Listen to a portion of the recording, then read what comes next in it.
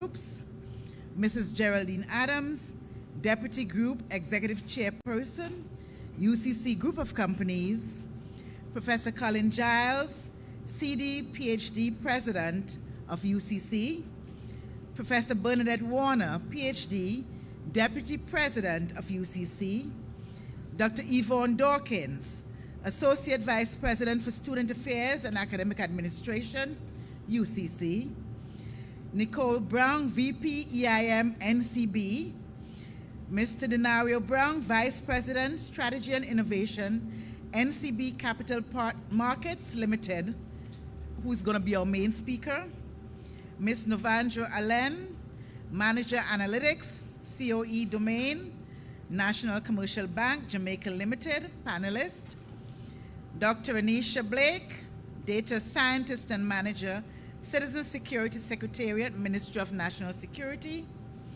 Dr. Carrie Ann Hepburn Malcolm, Head Wealth Management, NCB, and she's going to be our moderator, Dr. Peter Ndasha, our Dean of our School of Mathematics, Science and Technology, the UCC, Dr. Andrea Sutherland, the Dean of our School of Graduate Studies and Research, Dr. Lilith Tomlinson, Dean of the College of Occupational and Applied Studies, all members of the Board of Directors, all heads of departments, all members of faculty and staff, and students.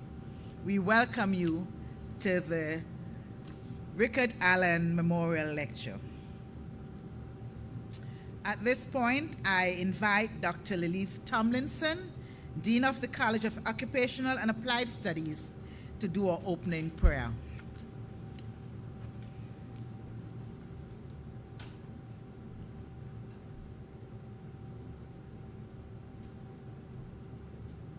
Can we stand for prayers?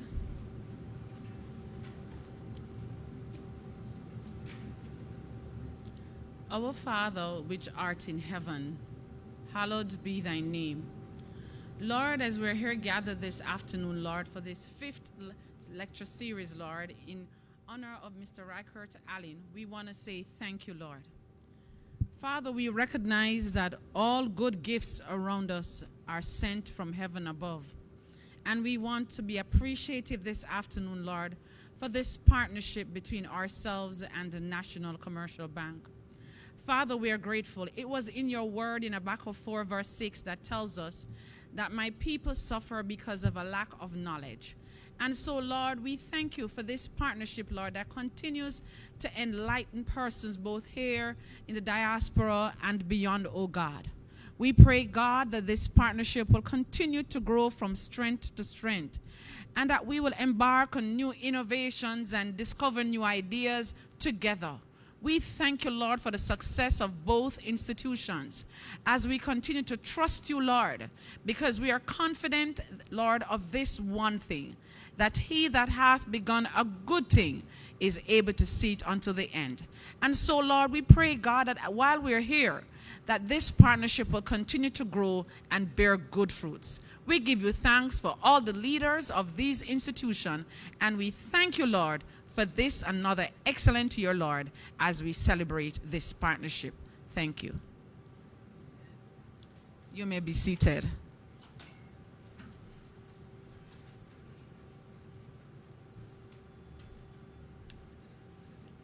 Thank you, Dean Tomlinson.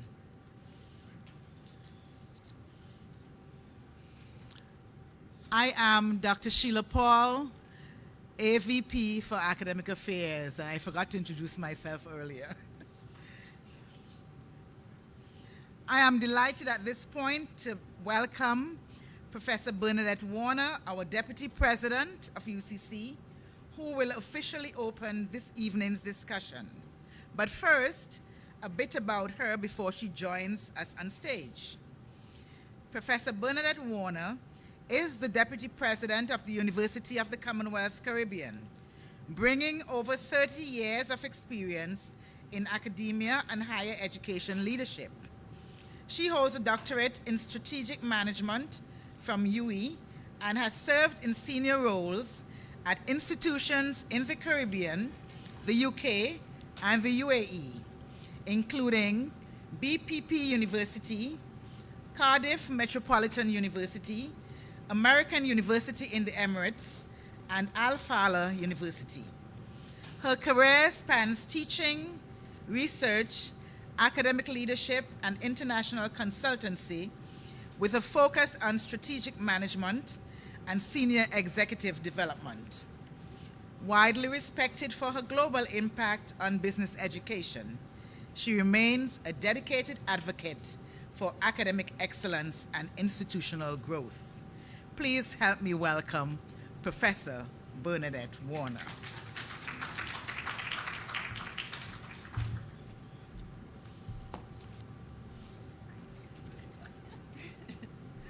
Thank you so much, Dr. Paul.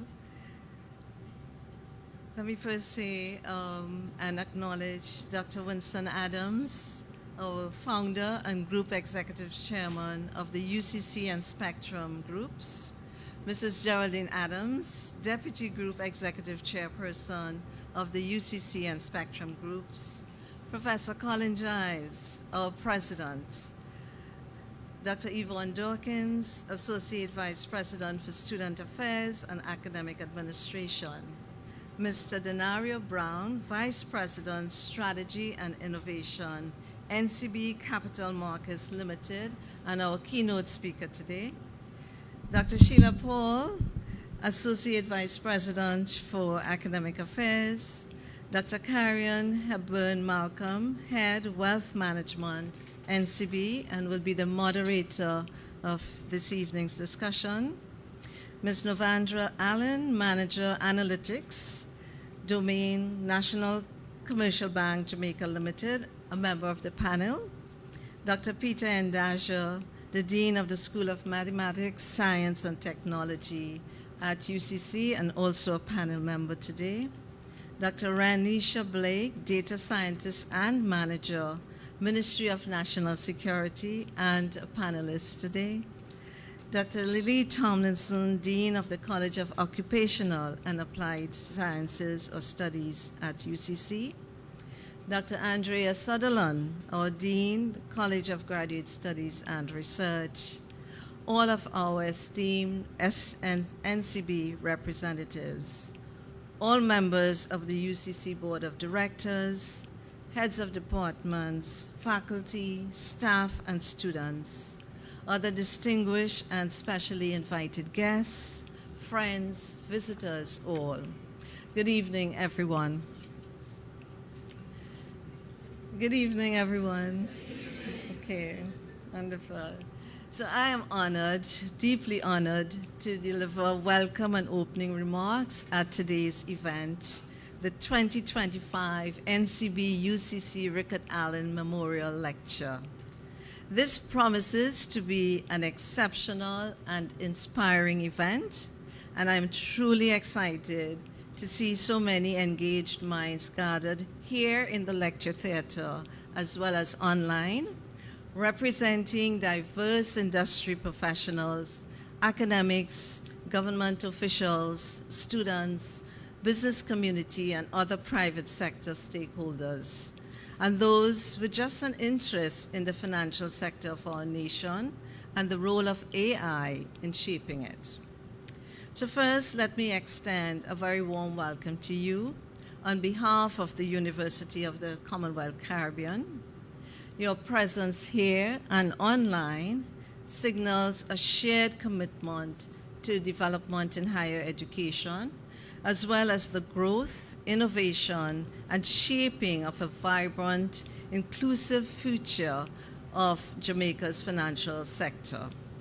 We welcome you, and as we work together to build a stronger, smarter economy, we look forward to deepening our collaboration with you in various ways, whether through research, strategic partnerships, or capacity building initiatives that can harness the power of AI and data to drive the development and growth of our economy.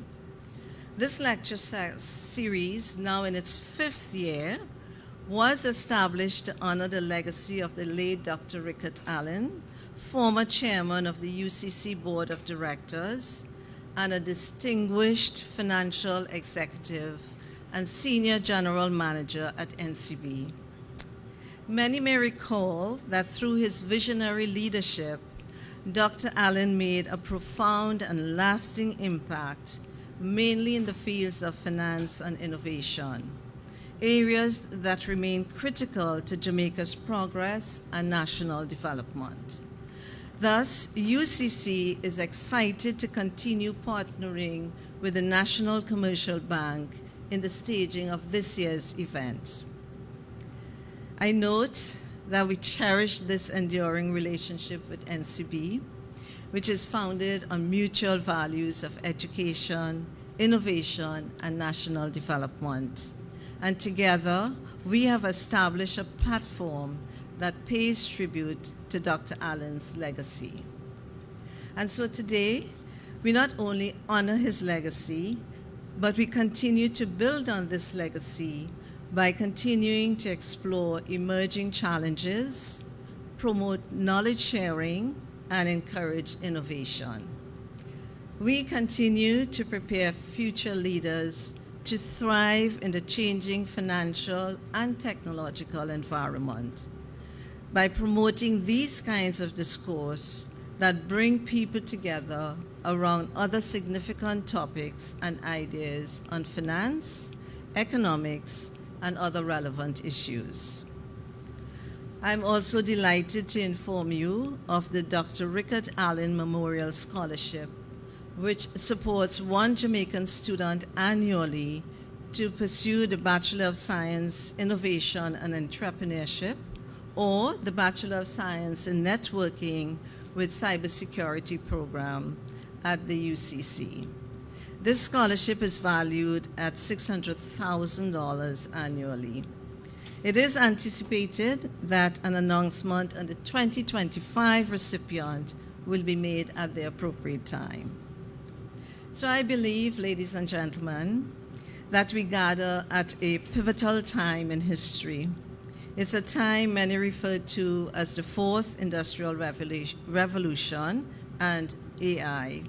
One of its chief cornerstones is making groundbreaking accomplishments, including revolutionizing methods of wealth creation.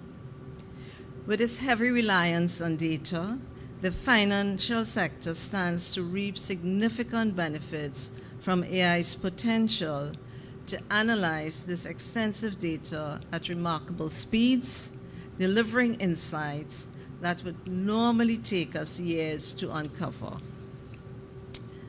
So today, we come to honor the spirit of innovation and forward thinking that Dr. Rickert Allen exemplified. We also come together to learn, to prepare, and strategize for the future. I am fascinated by the theme for today's event, from data to dollars, the role of AI in revolutionizing investment strategies. Not only because it resonates deeply with our future and current realities, but it is important to note that remarkable potential of data, when it is properly collected, analyzed, and interpreted, it can be transformed into significant organizational and financial wealth. So what a great opportunity for us as an institution and as a nation to be part of this process. We should make every effort to capitalize on this opportunity.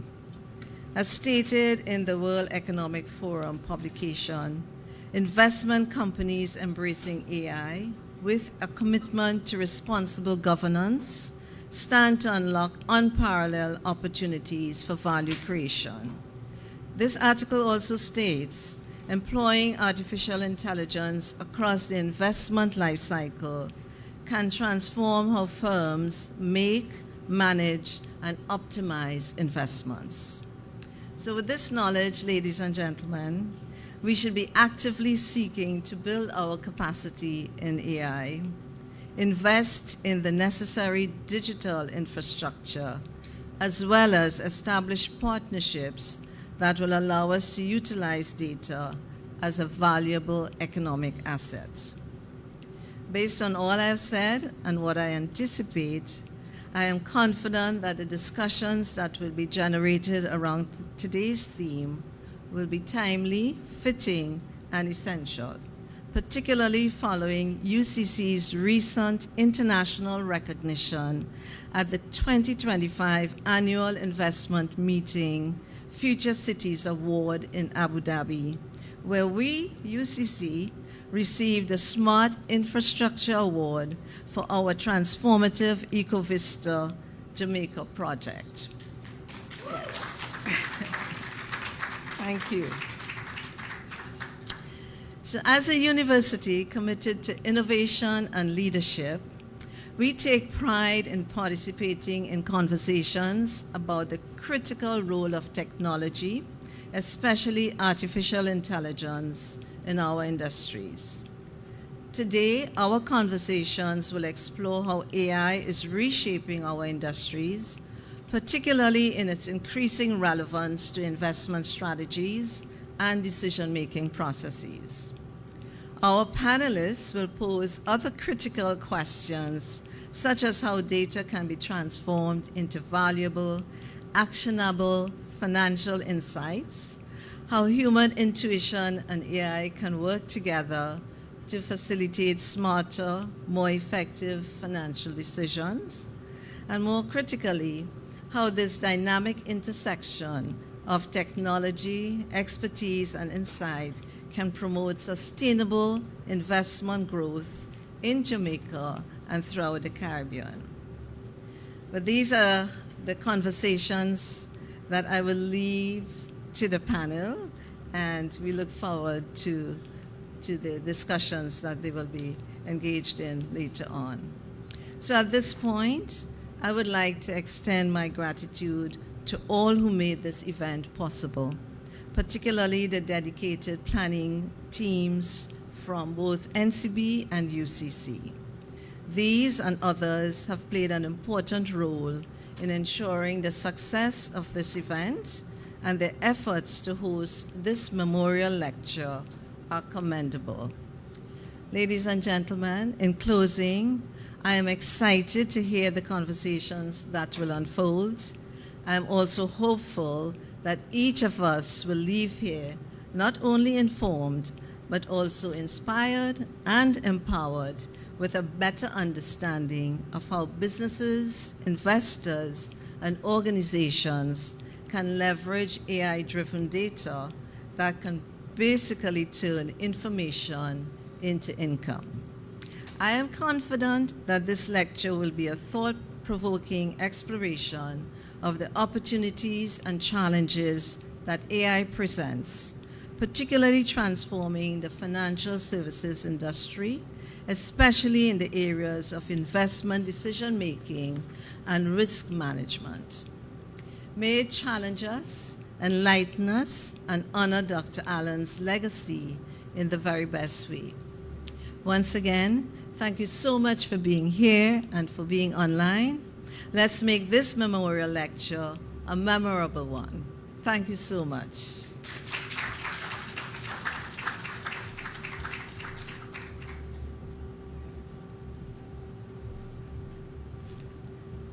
Thank you so much, Professor Warner, for your welcome and your inspiration. Okay, it is now my pleasure to welcome and introduce our keynote speaker, Mr. Denario Brown, Vice President of Strategy and Innovation at NCB Capital Partners Markets. A little bit about Mr. Brown. Mr. Brown is the Vice President, Strategy and Innovation for NCB Capital Markets Limited. Denario is responsible for the strategic transformation of NCBCM and its subsidiaries, identifying and driving new growth opportunities across multiple jurisdictions, the development and launch of new products, services, and channels, including the group's digital transformation. He has over 15 years' experience in the financial services industry, which includes experience in product development, digital and business transformation, project management, innovation, and data analytics. He currently leads NCB CM's wealth management team across all segments of the business.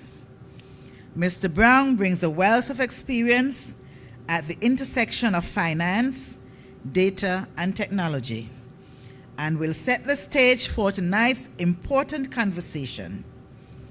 Mr. Brown, please join me on stage.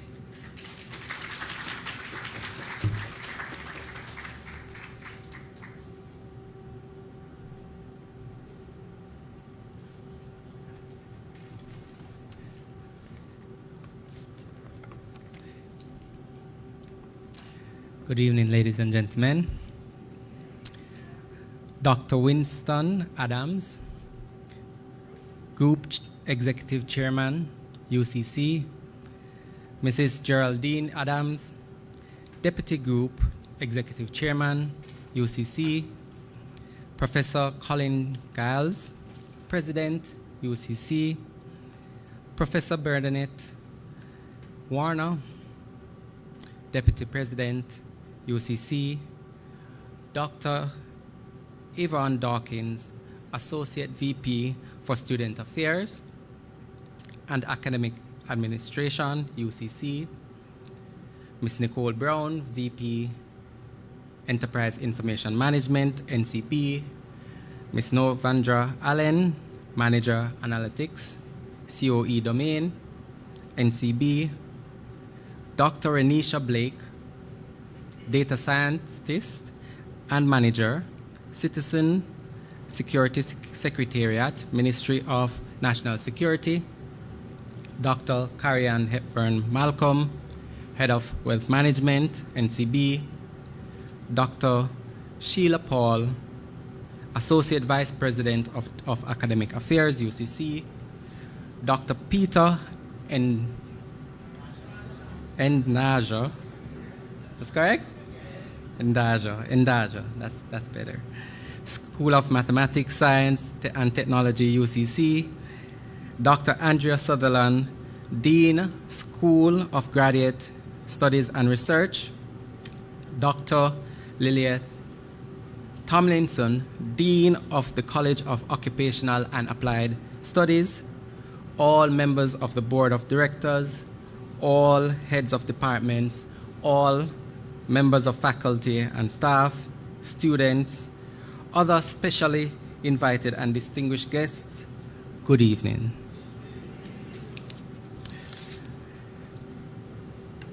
The National Commercial Bank and the UCC welcomes all our invited guests as we reimagine the future of finance in this our fifth Rickert Allen Memorial Lecture under the theme, join me, From Data to Dollars, the role of AI in revolutionizing investment strategies. Let's do that again. Under the theme, From Data to Dollars, the role of AI in revolutionizing investment strategies. I think I left the clicker over there. Carrie-Ann, Dr. Carrie-Ann, can you help me? It's in the bag. Bring the bag. While she makes her way, the world is certainly changing before us, before our eyes. As tensions rage in global trade, aka the tariffs, economies are shaken, businesses are shaken, and Jamaica and our Caribbean partners are not spared of its impact. We simply must pay attention. Artificial intelligence is emerging in everything that we do. It's in our mobile devices, on our mobile devices. It's in our appliances. It's online as we surf the internet. It is certainly in our emails. PwC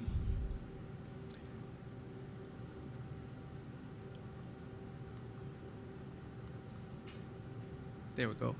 PwC global artificial intelligence study anticipates that AI could contribute up to US 15.7 trillion to the global economy by 2030. I know 2030 sounds far, but it is less than 5 years away. With significant gains in sectors like finance due to increased productivity and personalization. This signals major opportunities for Jamaica to further modernize banking, attract tech-driven investment, and accelerate financial innovation. Recognizing this momentum, NCB and UCC are bringing the conversation home as we are committed to building a better Jamaica by creating wealth for all Jamaicans. Now, innovation and wealth creation are not new to NCB and Jamaica, as we have seen significant innovation in the financial industry through developments in the capital markets via the Jamaica Stock Exchange, as we recall. Through thought leadership and collaboration, NCB Capital Markets, the Jamaica Stock Exchange, the regulators, and industry partners have transformed the investment landscape in Jamaica and the Caribbean, delivering significant value for investors, businesses, and the country. This was done through the introduction of our Go IPO platform for initial public offering applications, where we digitized completely the IPO application process. As the next step, we introduced on our Go IPO platform digital account opening for onboarding new investors onto the stock exchange. This platform is delivering over 70% in accounts opened annually for NCB Capital Markets, and since its implementation, industry partners have followed suit, and now IPO applications are completely digital. There is no paper.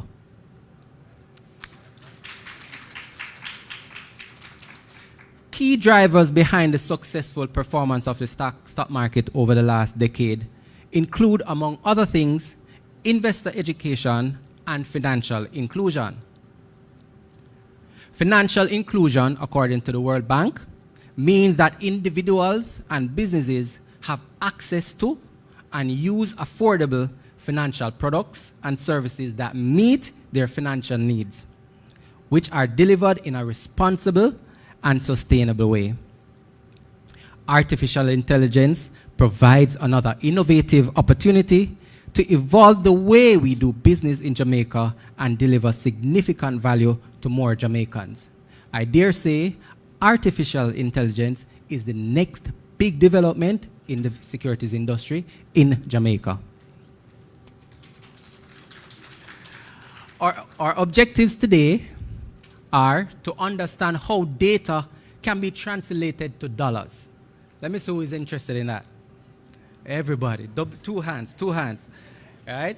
We want to look to see how data can be translated to dollars. We want to take a brief look at what artificial intelligence is. We don't want to assume that everyone is aware of what it is, so it will be high level because it can be very complex. We also want to look at the role of AI as a strategic enabler or partner in investment strategies. So we have here what I coin the data to dollars process. It involves, or it refers to, converting data insights into tangible financial value or revenue. It starts with data analysis. That's where we collect, process, and analyze the data. Then we move to insight generation, where we identify patterns, trends, and correlations within the data to inform business decisions.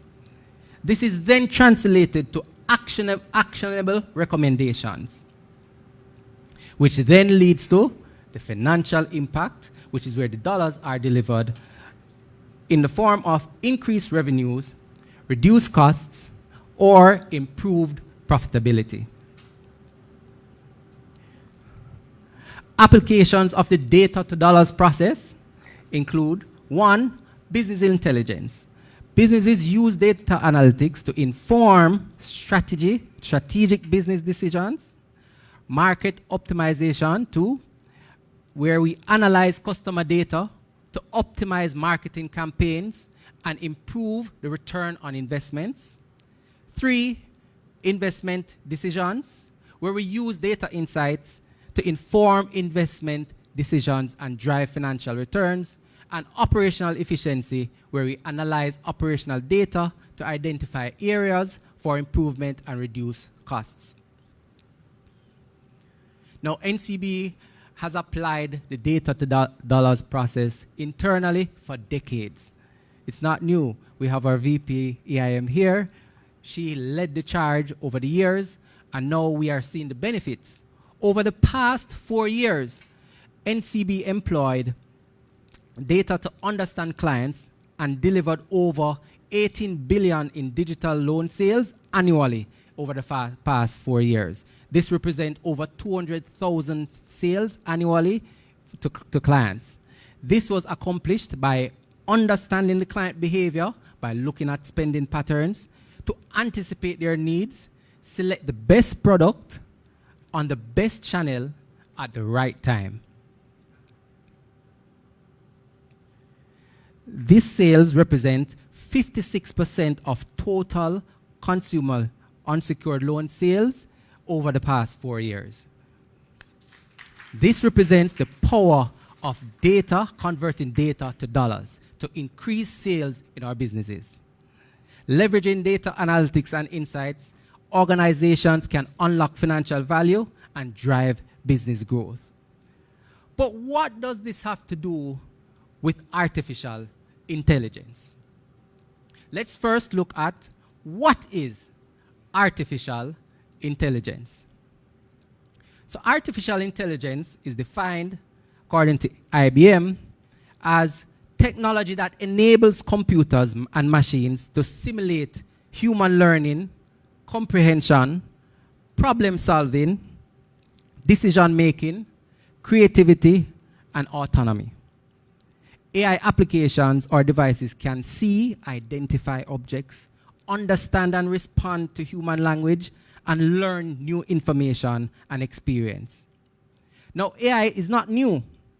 It has existed for several years, over 70 years, and has components and technologies such as machine learning, deep learning, and natural language processing. Now, these are big words. Let me break it down for you. This is a simplified model where we take training data, we feed it into the model, and then you can take new data, put it to the trained bot or model, and then from that, it uses the trained data to predict or classify, right? To break it down further for you, let me see those who have children here. When we are training them to talk, to walk, to understand, we give them examples. We show them pictures, cat, dog, animals, and hat, right? And then they repeat. So when they see it next, they would say, dog, dog, dog, right? It's likewise, artificial intelligence, it takes data in, utilize that data when it is trained to recognize patterns and to make predictions and classifications, right? So that is the simplified explanation of the artificial intelligence and how it works. Are you with me? All right, good. Now, the role of artificial intelligence. Investment decision making has always depended on data and judgment.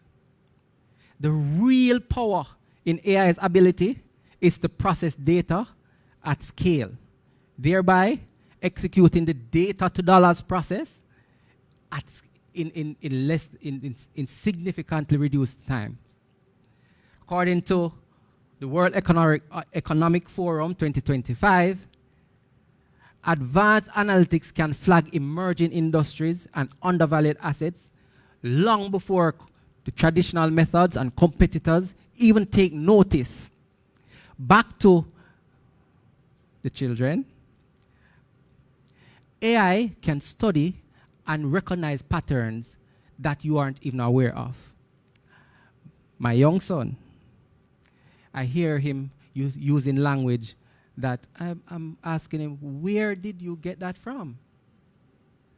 Unbeknown to me, that I use that same language. So he studies and watches and observes me, and it is replicating and learning from what I am doing. Artificial intelligence is continuously learning. As it receives new data, it processes it and applies it to make new predictions and to improve and to enhance its capabilities. The CFA Institute indicates that AI is more prevalent. Current and expected investment focus use cases include identifying patterns and trends in the market behavior and optimizing portfolio allocation and risk management. These are the two top areas where they see the most significant value in investing and delivering value to clients and to the industry. Now, the role of artificial intelligence in Jamaica. What are some of the applications? While AI is in investments is in its infancy stages in Jamaica, AI can play several transformative roles in revolutionizing the industry. We see opportunities in education and awareness, where AI-powered applications can provide educational resources to investors to enhance financial literacy and engage in market and engagement in the market. We see robo-advisors. These are AI platforms that can provide automated financial advice, accelerating investment guidance, and making it accessible to a broader audience and at lower fees. We also see personalized investment strategies, which are AI-created tailored investment portfolios based on an individual investor's preferences, risk tolerance, goals, and financial situations. It uses data analysis and insights, historical data. AI can predict market movements and identify potential investment opportunities, helping investors to anticipate market changes. Last but not least, improved efficiencies. AI can help to streamline operations in financial institutions through AI programs, reducing costs and improving service delivery, ultimately benefiting investors. Now, a practical example. NCB has been integrating AI into our business for some time now and has recently launched its AI-powered risk profiler and asset allocator earlier this year. The WhatsApp chatbot, Simone, uses customer responses to assess individuals' risk appetite and generates personalized investment recommendations in real time. I'm going to invite you now to take out your phone and to WhatsApp My Wealth to 876-728-7075. Let me repeat, 876-728-7075.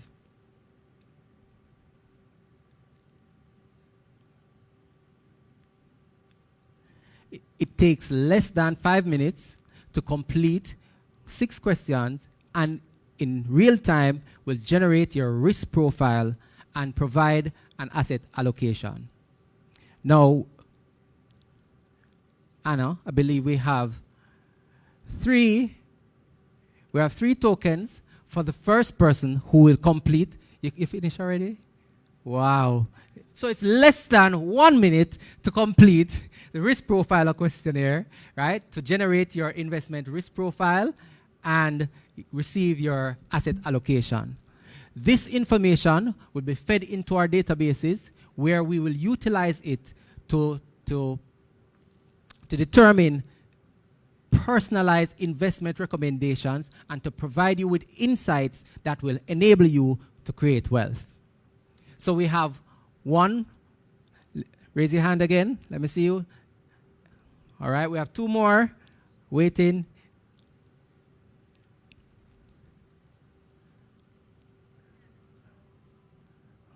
All right.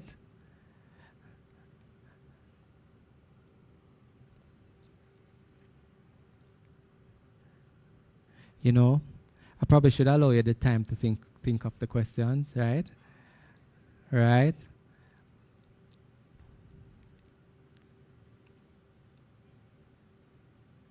All right, finish. I see you shaking your head. Do you have it? 4? You had 4? All right, 4. Think about the questions carefully.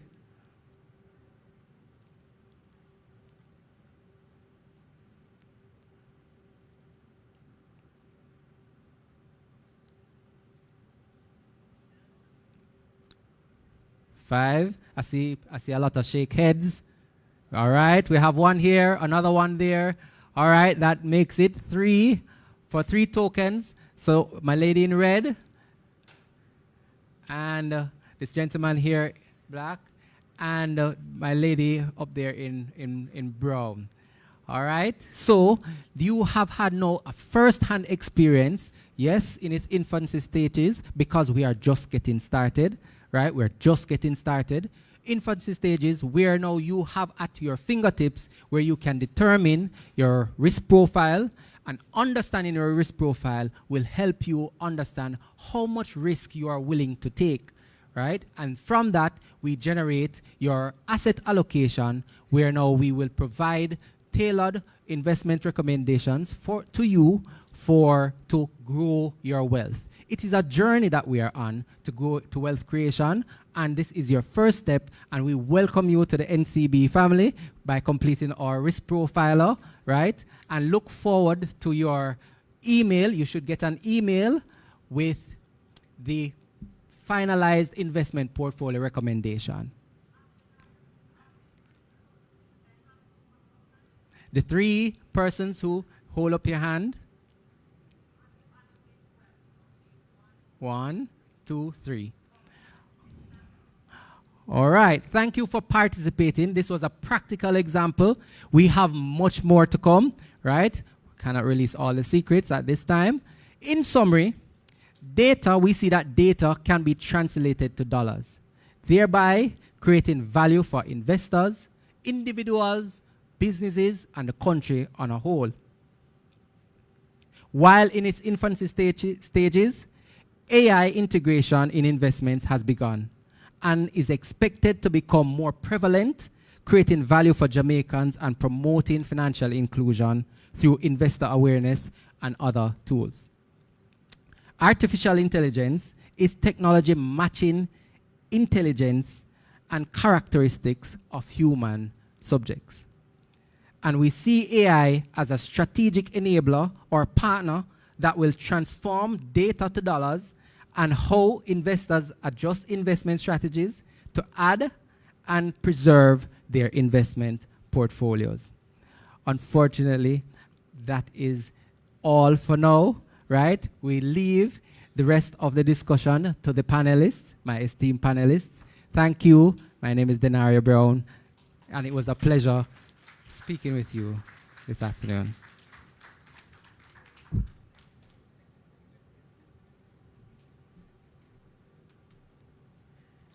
Thank you so much, Mr. Brown, for that eye-opening presentation. Don't you think it was? Yes. All right, so we're on a roll. To keep this moving, we are now at the stage where we're going to move into a panel discussion. And what's the topic again?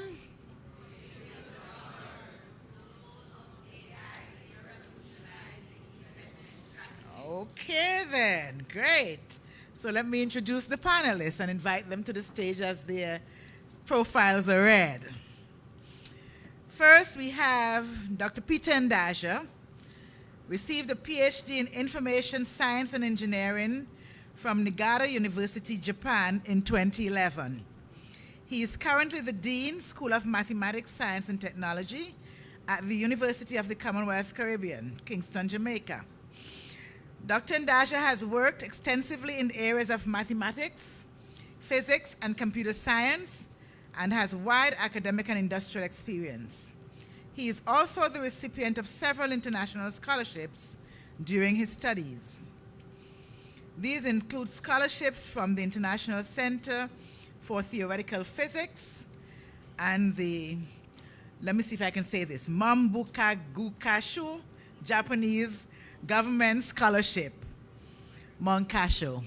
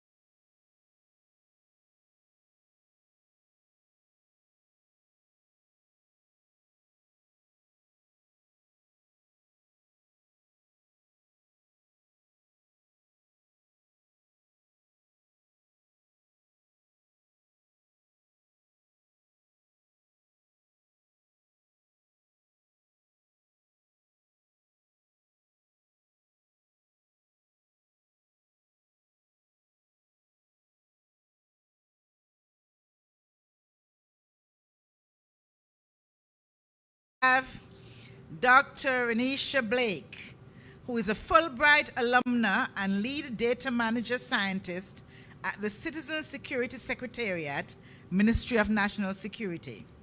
She holds a PhD in Public Administration and Urban Policy from Old Dominion University, where her research explored how ICT can strengthen Jamaica's coastal resilience. In 2023, she was awarded the IIE Centennial Fellowship for her project on ICT-driven climate adaptation, and in 2020, she received the Prime Minister's National Youth Award for Excellence in Academics. Dr. Blake is also the founder and CEO of AI Research Consultancy Agency, ARCA, which advances research and technology in public policy and development. Her global perspective was shaped by an internship at Jamaica's UN mission, and her work reflects a deep commitment to resilience, innovation, and community impact. Help me welcome Dr. Renisha Blake. And of course, we've met Mr. Denario Brown, who will join us again on stage. Now, this segment will be anchored by our moderator, Dr. Karen Hepburn Malcolm. And about Dr. Karen Hepburn Malcolm, she joined National Commercial Bank Jamaica Limited in December 2023 as Head of Wealth Management.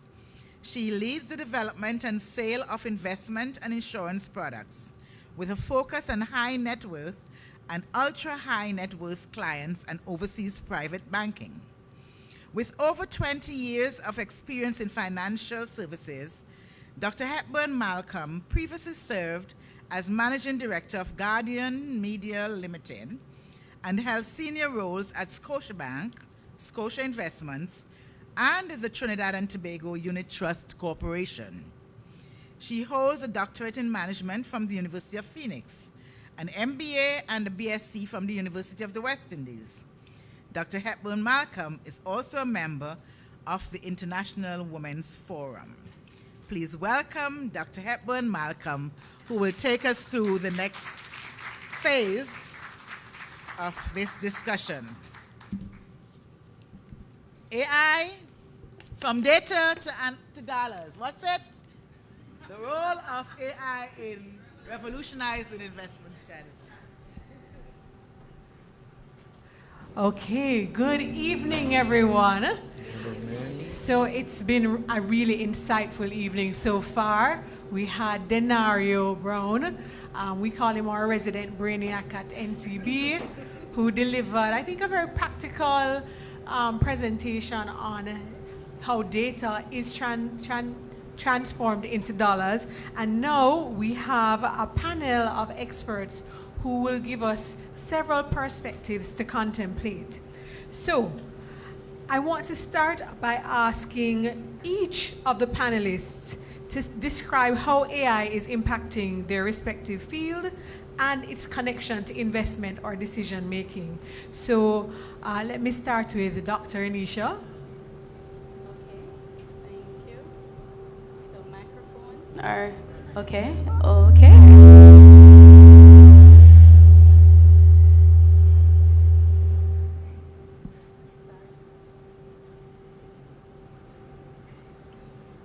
Starting with a bang, are we? Okay, so good evening, everyone. It's truly a pleasure to be here. In today's financial landscape, it is axiomatic even, and from our keynote speaker, we realize that data has transitioned from a mere byproduct to a key strategic asset. With AI, we now have the capability to analyze vast amounts of data, uncovering data in real time, so insights, and also we're really transitioning, right, which is allowing us to make more precise, faster, and smarter investment decisions than ever before. So where I sit in the Ministry of National Security, I'm the data manager and scientist, and we have to use AI to really help us to not just redefine, but respond to what citizen security means to us. And so, as my role as a data scientist in government, it means that it is helping us to use tools like ArcGIS. May I see the show of hands if you know ArcGIS? Okay, so what ArcGIS is helping us to do is to really helping us to uncover data that we would get usually in a tabular format, but now we map it for you. And so individuals can look at those data sets in a geospatial manner. And what we can do is to really track where there are intersections for risks. For example, how many of us know about PATH, the PATH program? And you know about HEART. But in addition to that, we have, for example, JCF's murder and shooting statistics. So what we do through ArcGIS, which is a tool that we utilize, and the AI-enabled capabilities, is to really do predictive analytics, geospatial analysis, etc., so that we can be more proactive than reactive. So that's just an example of how we're using AI in the space, and it really means that we're becoming more data-driven. It means that we're able to make bolder risks, because what data and AI is allowing us to do is really embolden us. And as we're all solutions engineers, what we really have to do is to have a lot of things in our toolbox, because a lot of the issues that we really tackle are wicked issues, and they're very hard to define and solve. And so we have to have a toolbox, and AI and data are very critical tools in that toolbox. Thank you, Dr. Renisha. Dr. Peter. Yes, so it's my turn. All right. In education, let me start with an example.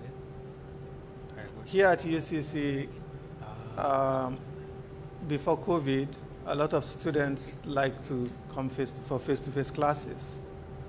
You may not know it, but part of the reason why it is so attractive for them not to want to come for face-to-face classes anymore is because of AI in the products that we use for online course delivery. So you'll find that if we set up classes most students would opt for online classes. First, it's cheaper for them. The technology has improved because of AI, so students prefer to stay at home to attend classes. But that's not all. In universities, we approach AI in two ways. First, we use it for our work, but also we do research in AI. So you will see that this semester, I think we have about 20 projects of trained AI products that we will be showcasing in the upcoming conference. So we are creating AI, and we're also using AI.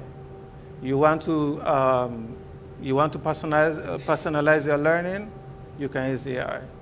You want to learn a language, a new language, you can use AI. So there's a lot of products. You want to manage your classroom, you can use AI. You want to automate your scheduling processes for your exams, your courses, and so on. There's a plethora of products that you can use to manage your time and your work using AI. But for me, I think that in my school, I'm pushing more for research in AI. And already we're doing that. And I would like, if you know anybody who wants to cooperate in research, either as a subject or as a participator, you are welcome. All right? That's what we do. Thank you, Dr. Peter. Mm-hmm. Navandra. All right. For me, specifically, in NCB, I do work in data and analytics, specifically to support sales and customer journeys. And I'm pretty passionate about customer journeys because I think if you have great customer journeys, great experiences, it enables the loyalty from customers and ultimately the dollars that we're talking about. So in NCB, I do work with the digital channels to enhance them with AI. And right now we're in a mode of shifting them to sort of needs-based selling for customers and enhancing those journeys so they can ultimately create the wealth that they want, right? I'll give you some insight into what we've seen in terms of the digital channels and the traffic to digital channels. Typically, business or bank services are available between 8 to 8 to 5. But our digital channels enable customers to tap in anywhere, anytime, 24/7. And where we've seen traffic to these channels is, for example, you and your partner at 10 p.m. in the night discussing goals that you want to achieve, or 1 a.m. in the morning, there's a dream that's exciting you, that's keeping you up, or 4 a.m. in shower, getting ready for the day, and you have a bright idea. And at that point is when you really want to jump on it, but the bank don't open till 8 to 2 or that time. So what AI has enabled is for you to engage immediately. And where we want to shift and leveraging AI is that all you need to tell us is your goal. When you heard me mention it, I mentioned goals, I mentioned dreams, I mentioned a bright idea. That's the need from customers. The need isn't that I need a loan, I need a credit card, right? So with AI, all you need to tell us is your goal. Answer a couple other questions so we can use the data to sort of profile you as well and give you the best products to support you and your dreams to get to those dollars, and we also get to those dollars. So that's specifically how I do support the journeys in NCB with AI. Thank you, Navandra. Denario. Right. Are you hearing me? Can you hear me now? Yes, good. All right, so in the investment landscape, we want to know what to buy, when to buy, and how to buy, and how much. Right? AI is enabling faster decision making. It's acting as a partner to our investment advisors, giving insight so that they can help our clients. It's enhancing the way we do business or research analysts by it's able to analyze financial data, large amount of financial data. And just to give you an example so that we can better create wealth for our clients, it's able to identify patterns and to draw correlations to leading indicators that feed into industries and businesses. right? That gives insight that can say, okay, these are emerging trends, so that you are able to quickly decide, okay, do I need to take a position in a particular stock? It helps in analyzing to say how much, to structure your investments, right? To create that habit of investment where it can propose to indicate, okay, you should be allocating 10 to 15% of your investments in order to achieve your goal of our financial security over your lifetime and to be secure in retirement, etc. So we see AI coming alongside our investment professionals to support and enhance what they do to deliver accelerated value to the clients and to the Jamaica as a whole. Okay, so Denario and Novandra, we're not letting you off the hook that easy, right? I know you already provided us with some insights in your delivery earlier, Denario, but the theme tonight is data to dollars. So we really want some more information on how this data is turned into accountable financial insights, especially for investment decisions. So we want you to tell us again, break it down for us. Give us some more examples, some more insights. So Denario, I'd love to hear you, share some more. And Novandra, I know you kind of gave us an overview, but we really want to dig into this. We really want to get to the meat of the matter. All right. So, repeat your question. All right. So what I think our audience wants to hear is, how is data being turned into actionable financial insights, especially for investment decisions? For investment decisions. Okay. All right. So I'll give you a practical case, right? Let's look at the stock market, right? We can look and analyze and draw comparisons to. Let's choose a stock. Let's call it probably FESCO, right? Let's use energy, right? There are raw materials that feed into that they use in their business. So we can track the price of the raw materials to see what is happening. Are prices trending up? Are prices trending down? Right? We can track gas prices to see if gas prices are going up or it's coming down. We can draw a parallel comparison, look at the correlation of, okay, when gas prices go up, are stock prices going up or is it coming down?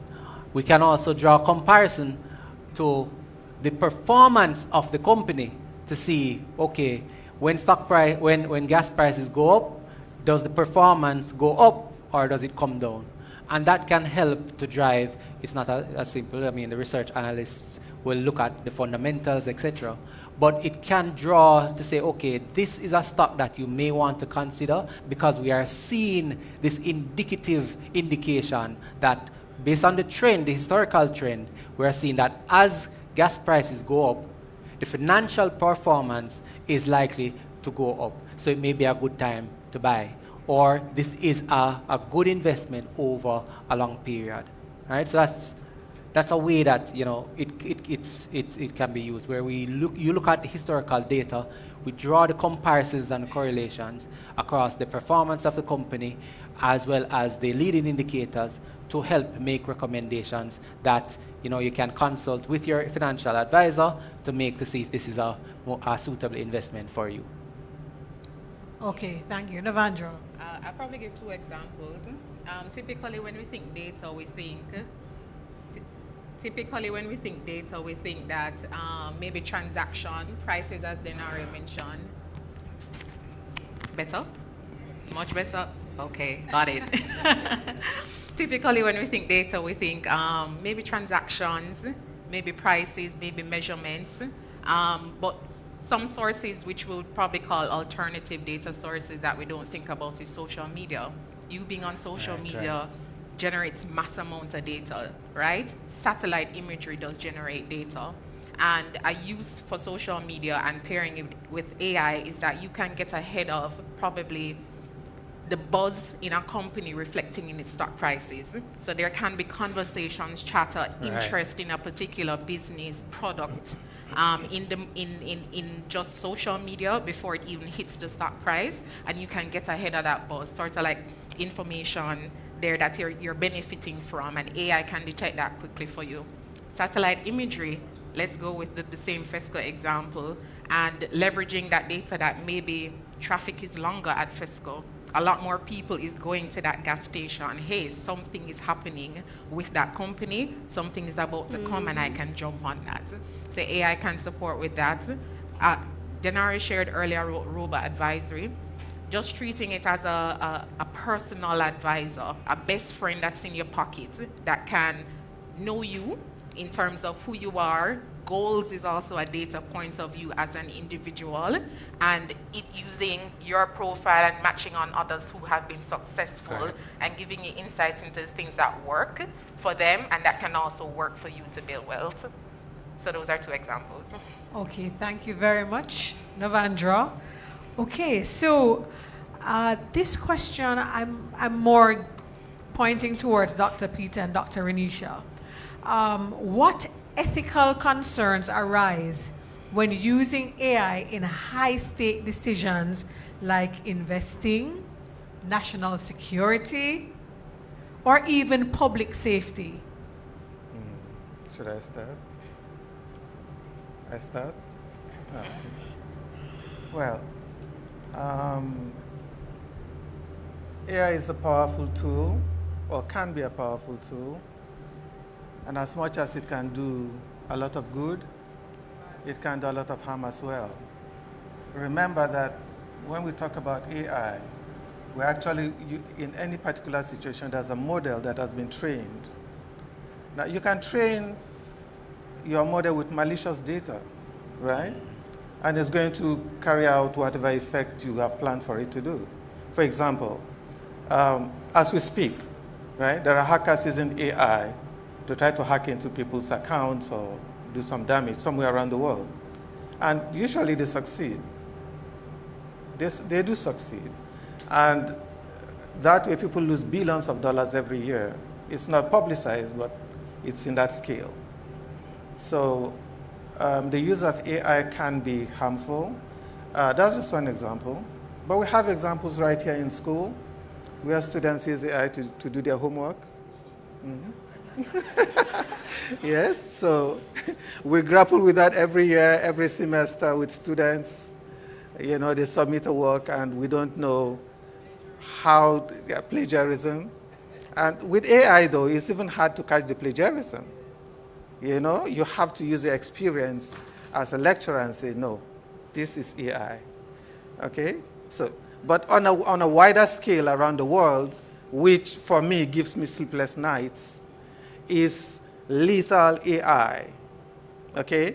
That we are now training weapons with AI. If you look at the one in Ukraine, it's a non-contact war. You don't see soldiers coming to grapple like in the First or Second World War. No, come on, they just send the drones. All right, the AI will go and do the damage. Okay, so there's a lot of things that we need to iron out with AI. Unfortunately, our laws are so slow. Before the AI has already gone ahead, before the laws now come crawling, and by the time the law catches up with AI has moved on again. So this is where we are with technology in general, especially computing technologies. And this is, I think, a moral issue that, I don't know, as a society, we need to set up a way of catching up with technology as it evolves. Looks like we need AI for the lawmaking. Yes, I think so too. Yeah. Dr. Anisha. Okay, thank you. And so when Ritter and Weber coined their wicked problems terms, and they have 10 characteristics of a wicked problem, one of those issues were that, you know, the answer isn't necessarily yes or no, but it is good or bad. And so the effects are good or bad. And so in this case, even from a government perspective, working in the space, when we talk about AI and when we talk about data, we have to talk about cybersecurity as well. The truth is that I would have mentioned earlier that we use predictive analytics, for example, geospatial analysis, but just imagine, right, some of these insights are incorrect or they're inaccurate. These are public funds that we're talking about. So when we think about investments, then from a government perspective, we need to ensure that not only are we utilizing AI, but that we are doing the necessary checks and balance and that the ethical considerations are being followed. Now, a lot of us dread the Data Protection Act of 2020, right? I see a lot of nods in the audience. But the fact is we need checks and balances. And the reason why we need ethical considerations, checks and balances, etc., is because, as my colleague mentioned earlier, we're training these programs. We're training these machines. And artificial, in the term artificial intelligence, really means that we are training these machines to exhibit some sort of human intelligence. So whatever we train them to do, they're going to do at the end of the day. And like any other thing in society, as there are good benefits, there can be consequences as well. And so I just want to give us this example. We utilize JCF's murder statistics to look at hotspots, hot street segments, for example. We use tools like Tableau, we use Power BI, to visualize, because as I would have mentioned before, these insights are good to see. And so we'd have these data sharing meetings where we come together, we look at the data. And after that, what we do is that we steer social investment. In Minister's speech last year, social investment was a key part of it in bolstering citizen security. Just imagine we have a program that's really telling us, listen, it's Spanish Town Road that we're seeing the hot spots instead of, a street in Denham Town, for example, and we direct investments in that way. Again, this is public funds. These are people's lives we're talking about. It's good or bad, and there are literal harm that people can be placed in. And so it's important for us to think about the ethical considerations. It's important for us to know too that whilst we have AI, we're not just leaving it on its own, but we're doing the necessary monitoring, evaluation, and learning, because in the hands of the wrong people, it can be weaponized. So we ought to continue, have these checks and balances, and ensure that at the end of the day, we're not giving all the power to AI, but we retain some of that power as well. Good point, yes. Okay, so Novandra, Denario, I'm curious, are we moving toward a future where AI reduces financial risk, or are we simply replacing one type of uncertainty with another? We aren't, because there are frameworks in place. And for it, have you ever heard of AI TRISM? Mm-hmm. No? Love an opportunity to teach. Big up my boss on this one. So TRISM, T-R, common I-S-M. T stands for trust, R-I, risk, and S-M, security management. So with the trust, we can liken our AI for us having a relationship, sort of a friend. And if you're to have trust with a friend and a friend gave you some questionable advice and you kind of side-eye the advice, what would be your next step is to ask, where is that coming from, to explain. So that's where trust comes from, and the concept of explainability with AI. Any output from AI, we must understand why we are getting that output. We must have an understanding what's the reasoning behind it, right? And that's where some of the power comes back to us as well. So don't use the insights unless there's some level of explainability. Where risk management comes now, is constantly retraining and ensuring that there are valid outputs coming from the AI, and you understand it's staying on top of things. And security management now comes around encrypting the data, protection of personal identifiable information, PII, as well as fraud detection with the AI. So there's that framework around it that helps to reduce that risk and uncertainty. Okay, thank you. Denario, do you have a perspective on that?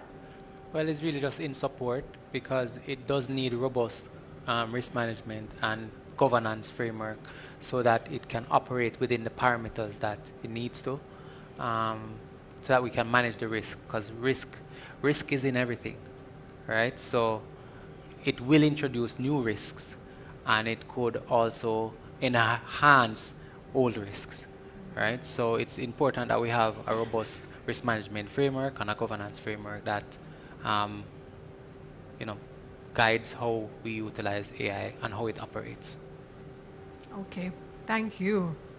All right, this question is for all the panelists. So I'll start with Dr. Anisha as usual and make my way across to Denario. So how can human judgment and AI best complement each other to aid decision making? Phenomenal question. So there are a few components that, at least at this point, AI is lacking in, right? And so we often get the question of, wow, is, a lot of fear mongering around AI, etc. But when we think about our financial sector, there is, for example, relationship building. Right. What's the name of the chatbot earlier? Simone. Simone. No matter how many times Simone responds to you, I'm sure you'd feel better with, an actual advisor. And so whilst we have Simone, we know that at the end, when you really need to diversify your portfolio, etc., you're going to go into someone at NCB and you build relationship, right? So that is one way how we can see, even within the context here, AI is complementing that in-person sort of intervention. What I will say also is that there are certain things like context, right? Context matters. And so these are just some of the areas where AI isn't necessarily a panacea. And so you would continue to need human intervention to continue retraining, remodeling, ensuring that at the end of the day, it is in the right hands and the best interest. And when we think about government, citizen security, etc., it is important for us to empower citizens, all of us in this room, just to remember that at the end of the day, it's merely making our lives easier, helping us to make predictions, etc., in a way that is time-space compressed, and so we can make faster, quicker, more accurate decisions. But at the end of the day, even if it's ChatGPT, there's still someone around the computer typing and giving the commands and putting in the data, etc. Not that that is right, by the way, ChatGPT, but just saying there's always the human component that's going to be necessary. And I think, there's wherever there's an issue or whenever we discuss challenges, there's always a window of opportunity. And I think AI, we're just honestly at the tip of the iceberg, and there's so much more to do with the experts, with the right regulatory framework, the policies, laws, etc. There's much to uncover. So I wouldn't want us to be in fear at all. I would, say let us embrace it and learn about the complementary ways that we can leverage AI. Thank you, Dr. Anisha. Dr. Peter. So I've met a lot of people. Maybe because I'm a lecturer, and they come to me and say, oh, will AI become more intelligent than human beings? Has anybody ever asked that question here? Yeah. Yes. So I'm going to give you the answer today. AI is a useful idiot. Okay. And let me explain why. I don't have all the time in this setting, but remember that this is just some electrical wires in silicon, okay? And we give it intelligence to a point where we have something we call microarchitecture. From the microarchitecture, you have what we call the instruction set. Now with the instruction set, you can tell that idiot what you want it to do, okay? It's never going to go beyond that. What you're typing into the computer is data. The circuitry is logic. So beyond data and logic, it can't do anything more than that.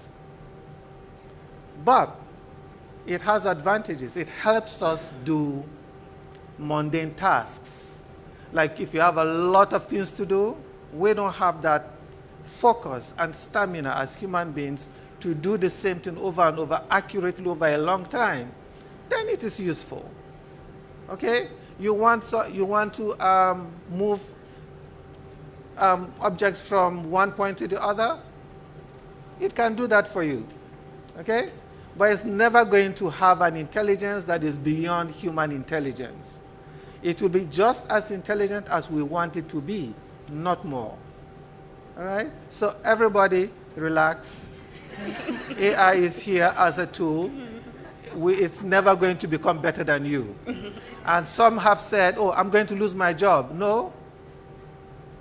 The job will be modified by AI, but the job will never vanish. So what you need to do is adapt to the new reality, that there is something you can use to do your job better. And believe me, AI is here to bring a lot of prosperity to the world, because you can do more in a shorter amount of time and earn more in a shorter amount of time than ever before in human history. So that's it about, yeah. Okay, thank you, Dr. Peter. I feel a little bit more at ease. I kind of want to pick up on the last part, because my first introduction with AI was with a group of copywriters, and I saw the fair, and I had to explain that, no, this takes you to an editor status. You get a cool title of prompt engineer, right? That's you do still have to feed and tell it to change the tone and reword and set the context and all of that. So you do need that mix of the human element and the AI. And outside of that, I'll give two other points. That the AI being trained on data now and giving you a response now isn't a response that's gonna be valid in the future. So continuous learning is important with AI, and it does require us as humans to support that continuous learning. Just as how we go to school, we get our bachelor's, the master's, the doctorate, we do need to support the AI in that way as well.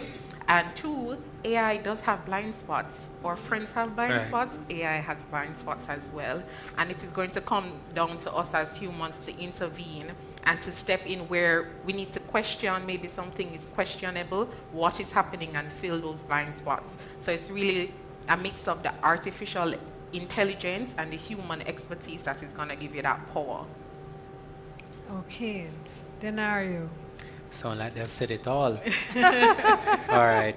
But just to add, yes, I do believe that the AI, it really enhances what we do and enables us to make better decisions, right? It brings to the forefront patterns and trends that we may not recognize at a glance. So it helps to accelerate the decision-making process, and it can help to enhance what you do.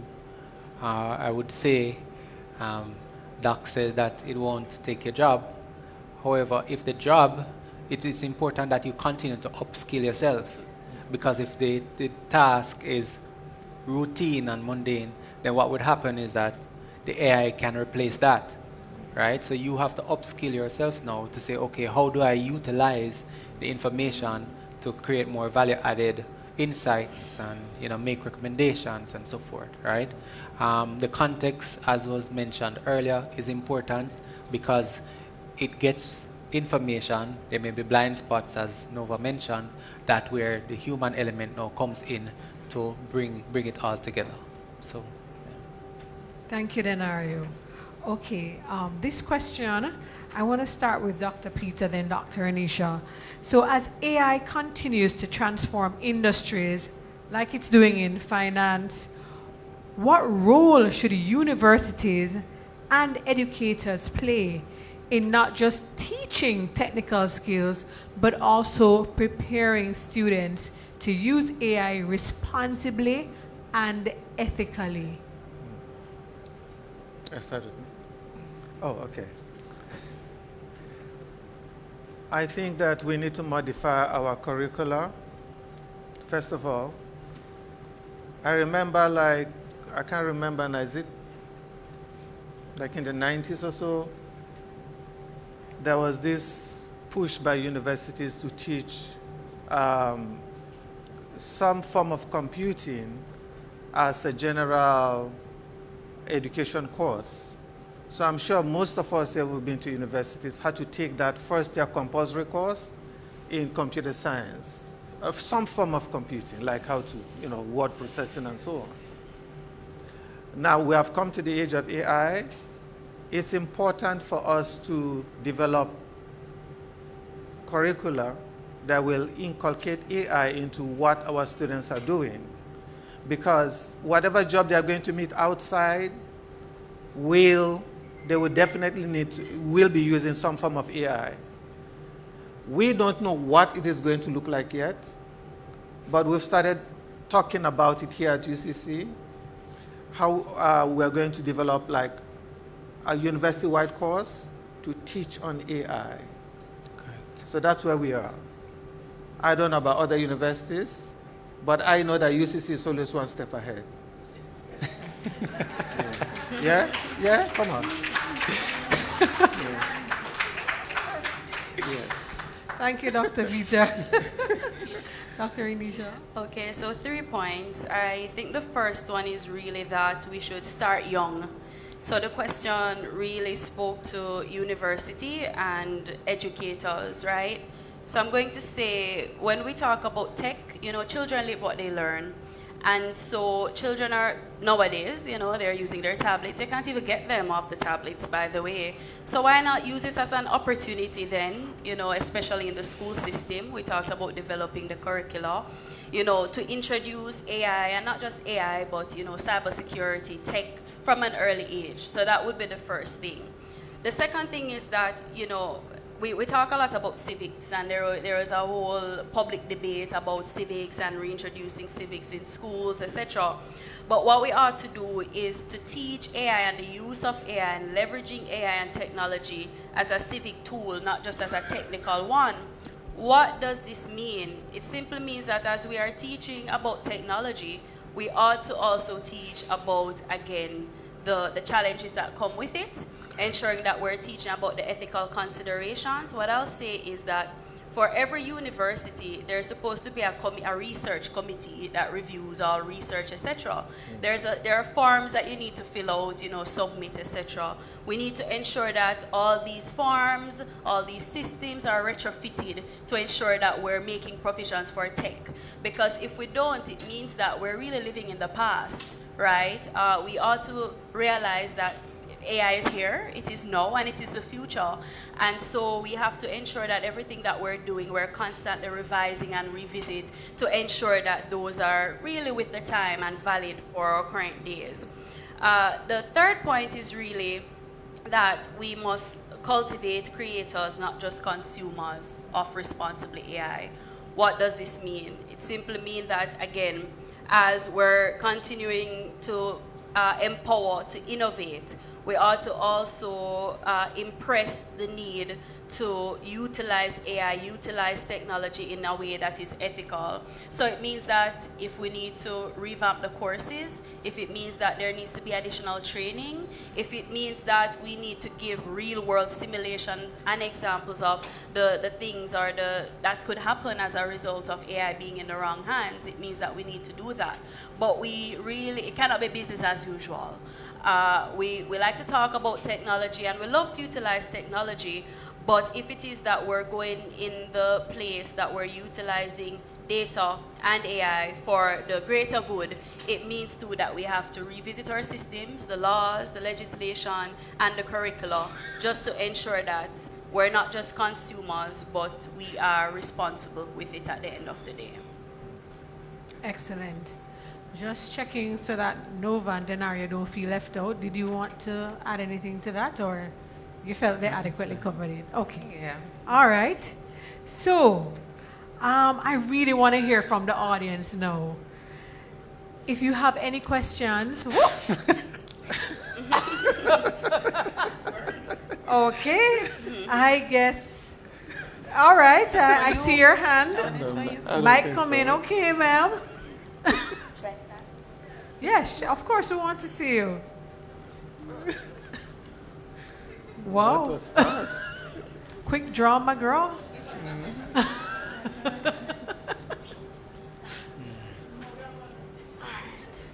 Okay, good night, everyone. To introduce myself, my name is Kelia Phillips, and I am a third-year bachelor student pursuing my BSc in Information Technology here at UCC. All right, I would like to first commend the speakers. I was well engaged, well informed. AI is something that I do have a personal interest in outside of academia, you know, the ethical usage of it at least.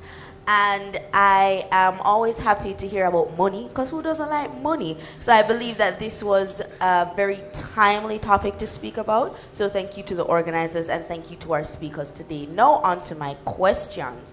I would like to ask in terms of, and this is a general question for the panel, in terms of, or rather, for the NCB speakers, I wanted to ask, noting the Data Protection Act, what data is being used to feed Simone, and is this data ethically collected from users? Because as a user myself, one thing that I believe I've even spoken about in a space similar to this is that the data that is normally used to feed our ChatGPT, our DeepSeek, is not always ethically collected, and users often don't know about it, and it is referred to as stolen data in the spaces that I'm familiar with.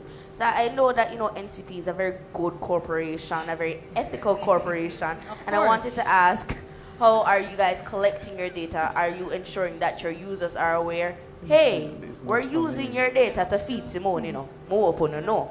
So I just wanted to ask about that. Absolutely, I'll add to it. Thank you for your question. First of all, I do want to point out I'm a St. Andrew High School girl as well. I see your shirt. And yes, it is ethical. We are very serious about the Data Protection Act at NCB. We have rolled out on our different platforms and on our different journeys that you will interact with digitally, the collection of consent. So the power is with you to indicate if you do want us to utilize your data, and once that is given. So when you experience the journey with a risk profiler, for example, or any other journeys from in person or digitally on site at expos or etc., you will be met with that sort of being clear about how we're going to use the data and capturing that consent, and that is stored and managed, whether it is to give consent or you can withdraw your consent as well. And that is what becomes core of how we communicate, interact with our customers and their data. Okay, thank you, Navandra. By the way, I don't want our online attendees to feel left out. Please share your questions in the chat. Online question. Oh, okay. Everybody quick today, boy. As I say online, I get an online question. All right. Miss Emma Lewis, I'm seeing your question. Emma is asking, how are you making your digital channels accessible to people with disabilities, senior citizens, etc.? Plus,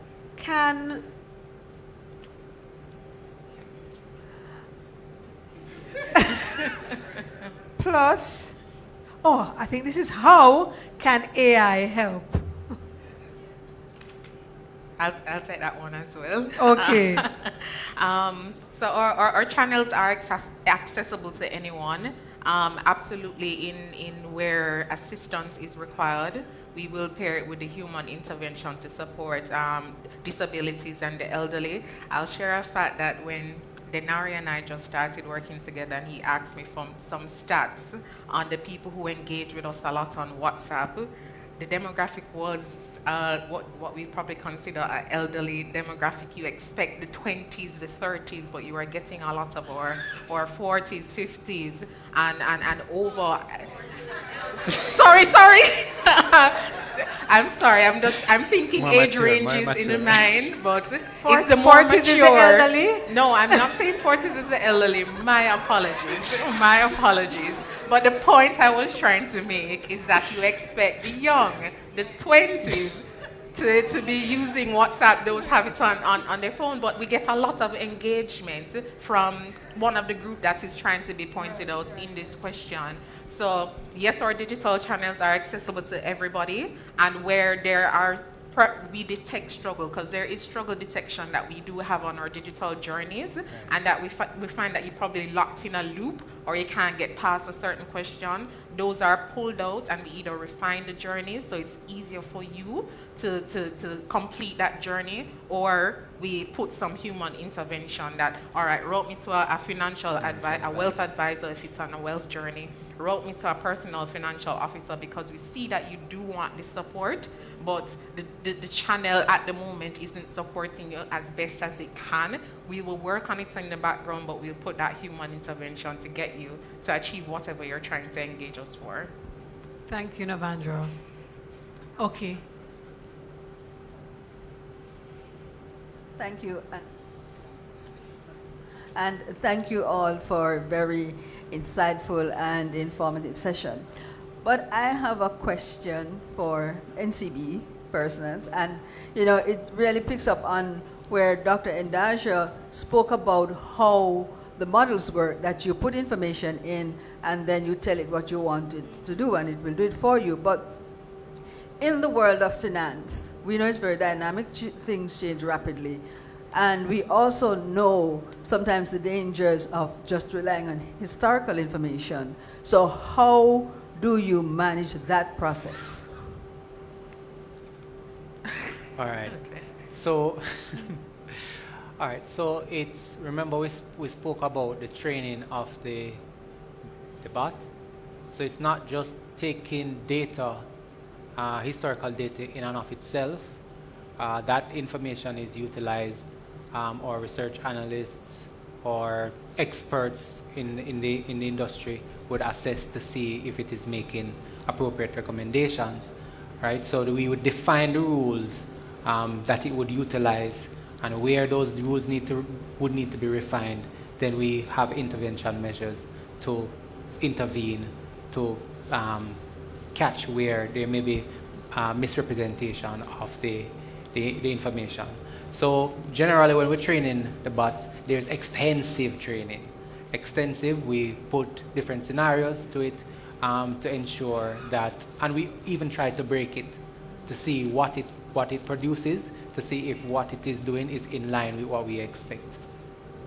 Yeah, I'll add a step right before the training and the stress testing, which is actually data auditing and pre-processing of the data. So before it even gets injected into the models to be trained, there has to be that review of the data to employ techniques to reduce any biases that can come up, maybe triggered by gender or triggered by income. For example, some normalization of the data, so you can reduce the chances of getting skewed patterns, and also going back to the data protection, some level of data anonymization as well to protect PII. So just adding that step before we also do get to that retraining and stress testing on models. And what is important is that you hear us speak of the robust governance framework. So there would have been extensive work to go into the preparation of the data to ensure that it doesn't breach those governance processes. And then we also use our partners to test, to do security testing and to run different scenarios to ensure that the models that we create are actually appropriate. Thank you, Denario. All right, I see more questions from the audience. All right, so the gentleman in the black first, okay? Hi, good evening. So my question is directed towards Navandra and Denario. All right, so when I look at the global financial landscape, I see majority of profitable firms relying less and less on humans for their investment inputs, and largely on these models that they've trained. So as Dr. Renisha said, these models are supposed to exhibit human intelligence, right? In a decade or two, do you see Jamaica being at the point where we're solely relying on these models to create and execute these ideas, reducing the need for example, research analysts? Can you see Jamaica eventually reaching to that point? All right. So, well, from the research, I do see where even investors are even trusting AI-enabled. The trust level for AI-supported advisory is higher globally, is getting higher because of the accuracy of what is being produced, right? So what I would say is similar to what we said earlier, there's always the element of the human that is important, but I do anticipate that you will see an increased level of trust as you get more familiar with it. Well, let me give a practical example. I mean, when you buy something online, on Amazon, do you talk to anybody? We don't talk to anybody. Before, back in the days, you had to go to a store. You're not buying it because you're just not sure of what it is. But as you get more comfortable with it, then you'll see more. You don't need that need to speak to somebody reduces, right?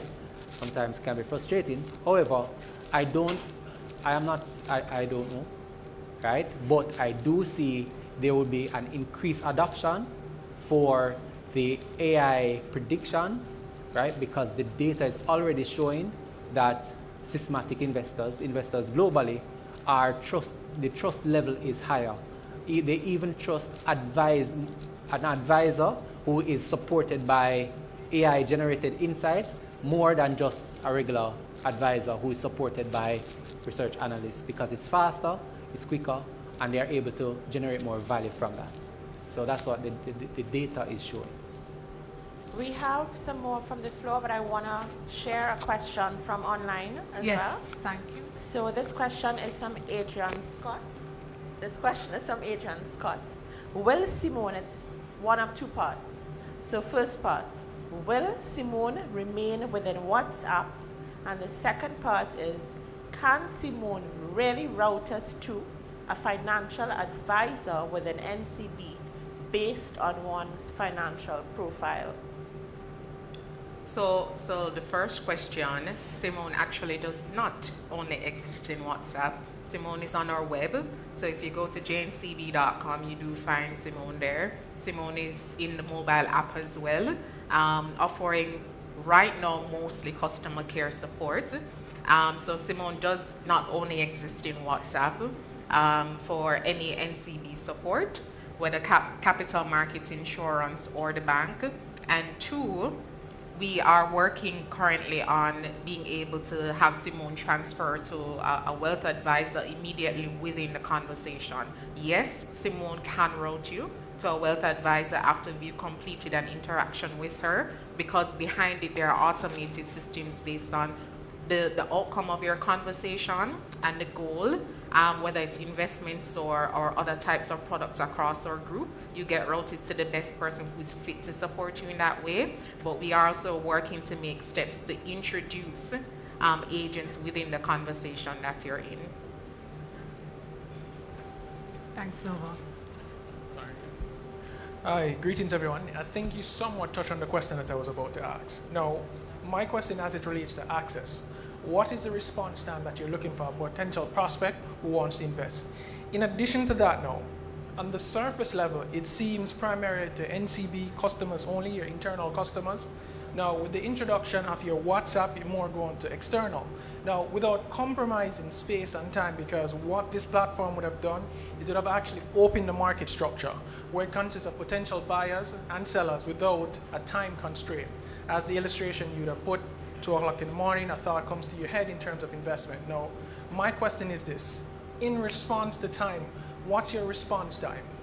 What's the turnaround time in order to get a response from someone in terms of an actual person who can put these into plans? The response time does vary per product. In terms of getting a reach out, we do have set SLAs that by within 2 business days you'll get a reach out from a customer. And again, based on the product, it does have varying times to get to closure for you. I can say for where we have our digital journeys, you may not even need an immediate engagement with Simone, because those can be accessed immediately on our platforms to get access to loans, if that ends up being the outcome of what best satisfy your goal. For products that may involve some level of human interactions, we do have semi-digital journeys within the organization that reduces time. At other institutions, maybe for an unsecured product, it may take up to 5 days. We've managed to gotten it down to about same day or a day at most. In terms of for investment products, getting to an advisor, well, account opening is immediately on Go IPO. Go IPO. And to fulfill the products, there are certain, what's the ballpark for the SLA there? Within 3 business days. Within 3 business days. So that's typically response to the customer to pick up and get that journey started within about 2 to 3 business days. And the closure, which may involve getting documents and so on, it varies based on the product type. Yeah. At times when there's a lot of responses, especially when we have opportunities, we would leverage support. We get additional support. We reallocate resources and we onboard support. We have a team that is ready that we can call on to help us to support in reaching out to clients in the event to not create a negative client experience. So, for example, when we have the example with a transfer maker off of a sale, on the road, on a piece of the highway, in transfer maker highway, we had a lot of clients reaching out, and we got support. We got support. We onboarded additional persons, trained them up to be able to assist in reaching out to customers and helping them through the journey so that they didn't miss the opportunity. But what I can also add is that we're never always content with things taking days to close. So while we are working with the human elements, we are also seeing how we can best digitize processes so you can get your products quicker.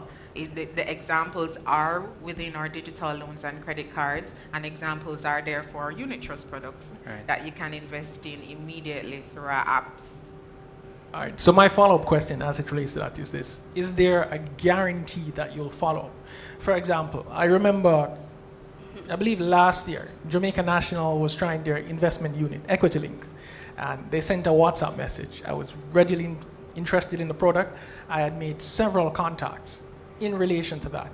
Up to this day, not even one response. Now, after interacting with your program, getting my hopes up, answering all of this information, being personalized, waiting several hours, is there a guarantee from your end to do a response or even a follow-up if your query was pretty much followed through? Because with the AI, it should be able to provide you with aftercare service. What do you have? What guarantees do you have as it relates to that? I'll take it. No, you go ahead. I'm assuming you mean with the interaction with Simone just now. Just now. So your first follow-up touch point would be that emailer with the summary and for your confirmation, and that part of it is the consent that you did complete this and you do want to proceed with this with us, and then the human wealth advisor element will come in that Denario would add on. Right. So the process, how it works in the back end, if it is that we see that we create what we call a lead, right? That is tracked throughout the process, where it's monitored within a particular SLA that these clients are to be contacted within time, and if it breaches the SLAs, then we have governance rules that we employ to ensure that our agents are reaching out in a timely manner. So as I mentioned, it's only in the cases where there may be some delays when we have a flood of clients, and that's usually when we have high volumes, and we monitor to ensure that when we see high volumes, we ramp up in terms of resources. As Novandra had indicated, really are trying to see how we can get the clients to self-serve so that within seconds you are able to get through. But at this time, we have, some business days, and there may be delays depending on the high volume. But we do track it, right? We have SLAs on each client that is expected to be contacted that was not able to complete to complete the entire process, and we have those governance rules in place. Is there a guarantee that we'll call you? Yeah. So the long and short for the journey that you would have just gone through, you did your risk profiler, you're going to get an email immediately with that a lead is generated, and it's sitting for the next, today's what, Wednesday? It's sitting Wednesday. for the next business day in a queue for you to get contact this week about it. I like your energy. Ready to invest. We're going to definitely contact you because we don't want you to load us up Don't. in the next forum.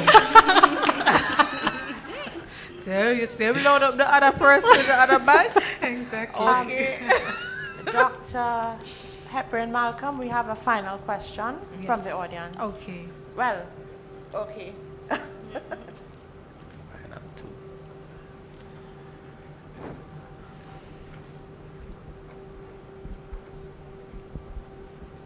Greetings and good afternoon. My name is Davian Phillips, and my question is to the representatives from the Ministry of National Security. Now, what are some of the strategic pros and cons to the implementation of artificial intelligence in Jamaica's development? And I also would like you to touch on the matter of public personal safety and the risk management when it comes on to the errors when we speak about proactive prevention. That's a great question. So within the government space, and you would have referred specifically to the Ministry of National Security, we are redefining citizen security to be much more than just security against crime and violence. In Jamaica, when we hear security and safety, typically what really comes to mind is crime and violence. But we're redefining that, and AI is helping us to do that. So what we're doing now is that we're utilizing tools. For example, I would have mentioned geospatial analyses using ArcGIS, really have AI-enabled capabilities. And what we try to do is that we don't just keep that data or keep the systems at a strategic level. What we do is that we ensure that it trickles down. So what do I mean by this? It means that just last week, we hosted community data sharing committee meetings. We have quarterly committee meetings. One is held for West Kingston, one is held for Montego Bay, one is held for Westmoreland. What we do within these settings is really to educate and sensitize around the cons. So you asked about the cons. We also aim to empower citizens about, the different benefits that you can get from technology, the data, etc., and how you can utilize it to really drive better decisioning, right? In addition to that, we also have, we recently held at the AC Hotel our annual. Is it annual? I don't want to misspeak. It's either annual or we host every 2 years, or cybersecurity conference. Not sure if anyone here was at that cybersecurity conference. Now, this is where we convene experts, students, persons from the financial sector, academia, to come in and really impart knowledge around cybersecurity. And, we always look to the government to steer certain things, rightfully so. But as citizens, we also have a responsibility to ensure that at the end of the day, when it comes to cybersecurity, we're also taking the necessary steps. So, are you just clicking the link, when you get that message or when you get that email? Are you activating your dual authentication, for example? So we'll continue to host these fora in terms of the community data sharing meetings to educate and sensitize. We'll continue to host the cybersecurity conference, but even on a day-to-day basis, I know we have our Live Good school tour. Again, not sure if we know about the Live Good school tour, but a part of that school tour is, again, going beyond just security against crime and violence, but teaching, sensitizing, educating about cybersecurity and how, as citizens, we can make better decisions from that perspective. Not sure if I answered your question fully. If you have a follow-up, let me know. Good to go? All right, great. Thank you, Dr. Renisha. So I'm going to ask each panelist to please give me a 30-second takeaway as a wrap up, you know. So since you're on the floor already, Dr. Renisha. Sure. Okay, so my thing would be, you know, whether it's the financial sector, whether it's academia, whether it's government, we ought to look at these issues again as wicked issues, and, you know, they have varying roots. When we talk about technology, we ought to realize that what we put in is oftentimes what we get out. So what I will say is that we have to remember that AI is complementing human intelligence. And with that, right, we're making better financial decisions and investments by providing judgment, context, and ethical oversight that AI alone cannot offer. So that's what I'd really say. Just remember that we're doing this in a complementary way, and in the end of the day, it's for the greater good of all. Thanks. Thank you. All right, so for us in the university, our job is to create new AI. That's our goal. So there will be new architectures to come. I can promise you that. So you may think that you've seen all about AI, but I can tell you that there's a lot more AI that will come on the scene. So we not only use AI, but we are setting the stage to create our own kind of AI. All right? I don't want to go into all those technical details here. But if you look at UCC today, we have 2 engineering programs. It's for a reason. We have a program in AI, or 2 programs in AI, and data science as well. So it's a plan, and we're working on it. So what we plan to do here is first, the engineering students, we're trying to build a lab where we can produce our own circuits and imbue those circuits with our own kind of intelligence so that we can be self-sufficient in electronics. So that's the goal. Thank you, Dr. Peter. Novandro. I think it's pretty simple for me. As an analyst, you hear it often, or with anybody really, you work smarter, not harder. And AI does support that. We spoke about it earlier, that it can handle those mundane tasks. So I would say embrace it not just because in the organization you're in, they're telling you to use it. Use it for your life. I use it every day to make tasks easier. I think it also helps to get the creative side out of us. So don't be fearful of it. Create, embrace it, and remember that it is a partnership, as Dr. Renisha said. It is artificial intelligence plus the human expertise that is going to make it powerful to give you those smarter and safer strategies. Thanks, Nova. Denario. All right. It's an exciting time that we are in, right? And AI is here. As my fellow colleague mentioned, it's here and it's here to stay, right? On the financial side, what I'll say is utilize it to learn and understand about how to invest, to take advantage of opportunities, right? And to create wealth for you and your family, right? Don't be afraid to engage with the technology, right? Because it will help you, right? So yeah, that's what I would say. Don't be afraid. Utilize it to understand, right? It has the information. It will share. It will teach you. It will guide you. Utilize the information to your advantage to create wealth. Thank you, Denario. And that's officially a wrap. Thank you to our very astute panelists, and thank you to you, the audience, and those online for your participation. So with that, I hand over to the hostess with the mostest. Let's give it up for this stimulating, exciting. Yes. Thank you, panelists. We had Denario Brown, Novandra Allen, Dr. Peter Ndasha, Dr. Renasha Blake, and Dr. Karen Hepburn Malcolm for being a lovely moderator. Thank you again. I now call Dr. Andrea Sutherland, Dean of the College of Graduate Studies and Research, to give the vote of thanks.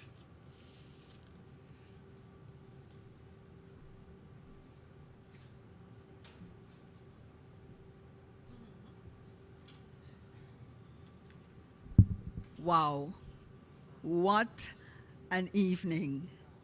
Really and truly engaging, thought-provoking evening. And, you know, all good things come to an end. I know many of us would love to sit and hear a lot more this evening, but I am sure that we can make arrangements for that. So I really would love to thank all the persons who made this evening possible. So as we come to a close, I really would like, on behalf of the University of the Commonwealth Caribbean and National Commercial Bank, to thank you all for joining us this evening, both here and online. First, to our keynote speaker, Mr. Denario Brown, Vice President of Strategy and Innovation of NCB Capital Markets Limited. Thank you for setting the tone with your insightful remarks. You reminded us that data, when combined with vision and technology, can transform not only our portfolios, but industries and livelihoods. Your message challenged us to think critically about how we leverage AI, not just to generate returns, but to shape a smarter and more inclusive financial future, which is really what we need. To our distinguished panelists, Ms. Navandra Allen, Dr. Peter Ndasha, Dr. Renisha Blake, and once again, Mr. Denario Brown, thank you for generously sharing your expertise, your real-world examples, and your diverse perspectives. It was really very interesting to see the range of ideas that we shared this evening. You each brought a different perspective to the conversation to show us how AI is impacting finance, public security, education, enterprise in meaningful and interconnected ways. I think we have gone past the world where everything was in its own little silo. We are so interdependent, so interconnected these days, and I think AI will only make sure that we embrace that a lot more. A special thank you to our moderator, Dr. Carrie Hepburn Malcolm, Head of Wealth at NCB Jamaica, for guiding our conversation with clarity, balance, and warmth. There are times when these kinds of conversation about technology can be very dry, and you're kind of like it's over your head, but I think she really steered the conversation in a way that we could all understand and leave here thinking about AI.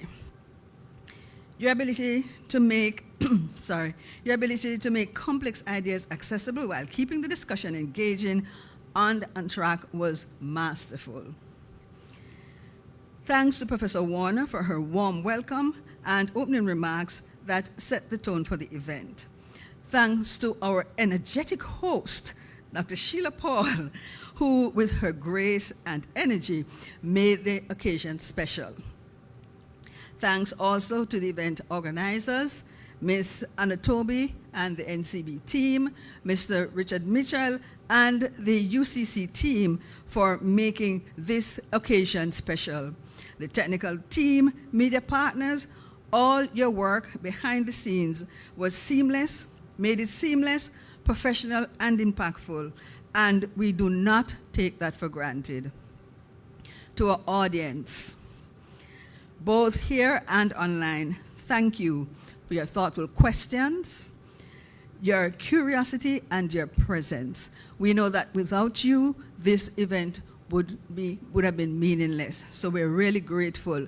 And thank you for staying. We know it went a little bit over time, but the fact that you stayed meant that you were really engaged, and we thank you for that.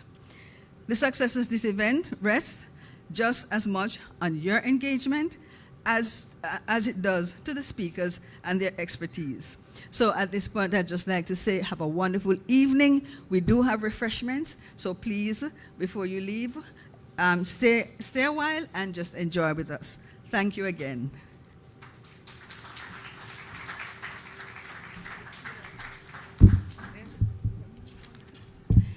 And thank you, Dr. Sutherland, for leading the planning efforts on behalf of our university.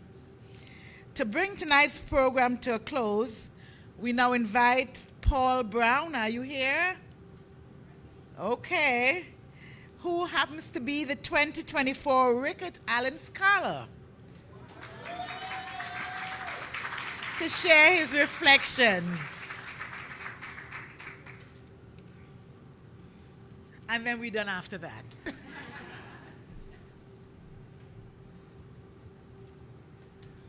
you. Good night, everyone.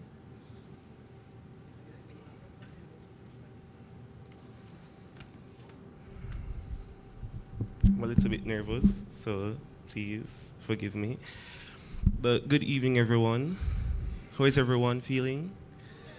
Awesome. So I want to say it has been great, and I'm honored to actually sit in and listen to all that was poured into us, from investments from those in the banking system, for those in national security, and to my lecturer over there who taught me math last year.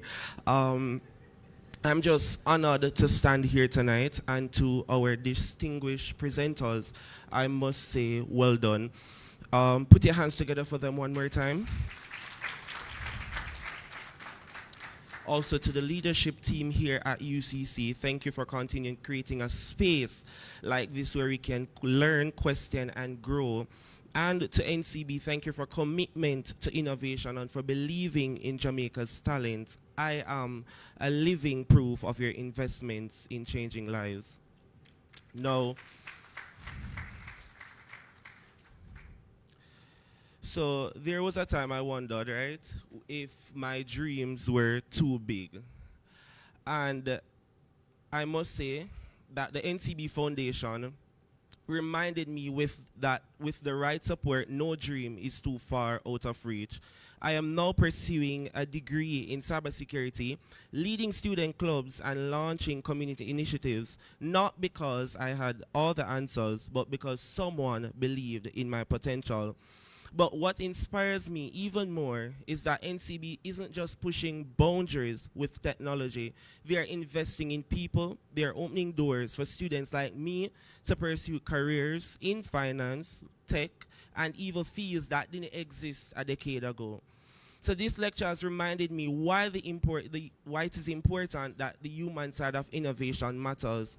I appreciated the emphasis on ethical AI, the importance of digital upskilling, and the fact that you encourage us that no matter how we feel about the job, our job will always exist. We just have to upskill ourselves, and work on moving forward.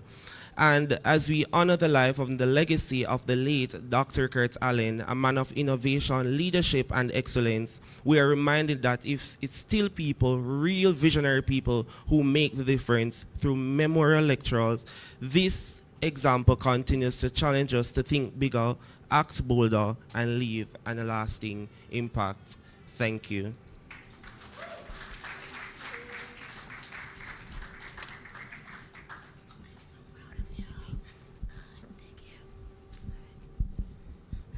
Okay then. All right. So there you have it. One of our scholars. We want to thank you again for being here with us this evening and for really having a wonderful time with us. I look at Mrs. Baxter and see her smiling. So I know you enjoyed it. For those folks online, thank you for sharing this time with us. Sorry you can't get the refreshments, but we know how that goes. All right, so we have some refreshments outside. We ask that you join us. For anyone from the media here, if you want to contact us for more on this event, you may speak with Giselle Riley at NCB or our own Talisa Thompson at UCC. So please join us outside, mingle, get to know each other better, and enjoy the evening. Thank you and good night.